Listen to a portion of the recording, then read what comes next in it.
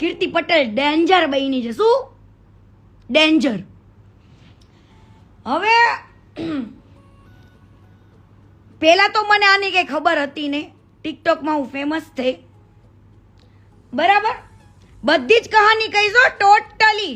આ ક્યાં નીચ છે, કેટલો હલકો છે, એ બધું જ કહીશ, બરાબર.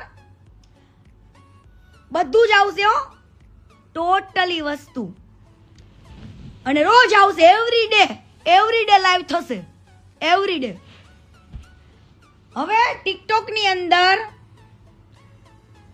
સૌથી પહેલા પ્રથમ વાત કહું, આ ખજૂર ક્યાંથી આગળ આવ્યો ત્યાંથી કહું.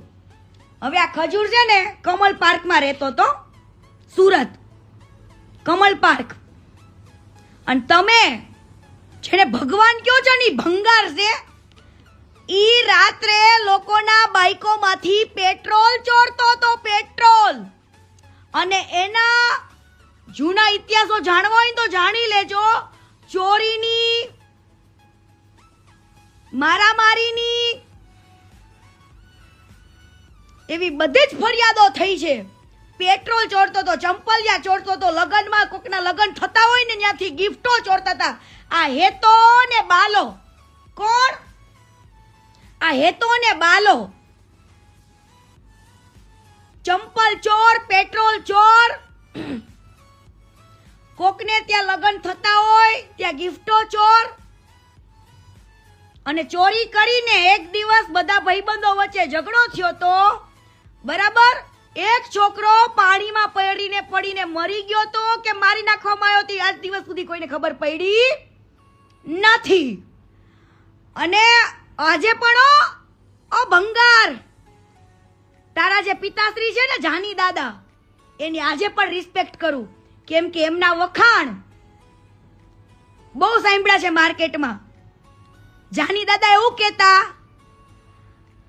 જાની દાદા ખુદ એવું કહેતા કે આની કરતા પથ્થરા જૈનમાં હોત ને તો સારું હતું. એટલા હરામીના પેટના છે, હરામીના પેટના. રાતોરાત જ્યારે છોકરાઓ મરી ગયો ને, ઈ પછી આના ઉપર પોલીસ કેસ ને કેટલું થયું.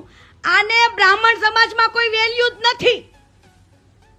આની બ્રાહ્મણ સમાજમાં કોઈ વેલ્યુ નથી.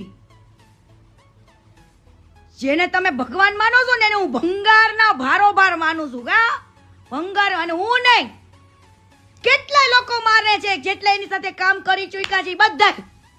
અને જેને કામના નામે લાવીને જેને ખોટી રીતના યુઝ કર્યો છે, કોમ્પ્રોમાઇઝ કર્યો છે ને, એ બધાની હાયો અડી ગઈ છે આને. હવે આને એની બધાની હાયો અડી ગઈ છે. ટર્ન બાય ટર્ન બધાના કોન્ટેક્ટ થઈ ગયા છે. હવે ટર્ન બાય ટર્ન રોજ આવશે લાઈવમાં. રાતોરાત સુરત છોડવું પડ્યું હતું. આ લોકોને ખૂબ માર્યા હતા અને રાતોરાત સુરત મૂકવું પડ્યું હતું. રાતોરાત કાઢી મૂક્યા હતા અને બારડોલી જઈને એ શિફ્ટ થયા હતા. જાની દાદા એટલે બહુ સારા એવા વ્યક્તિ હતા. એમની વાત થાય ને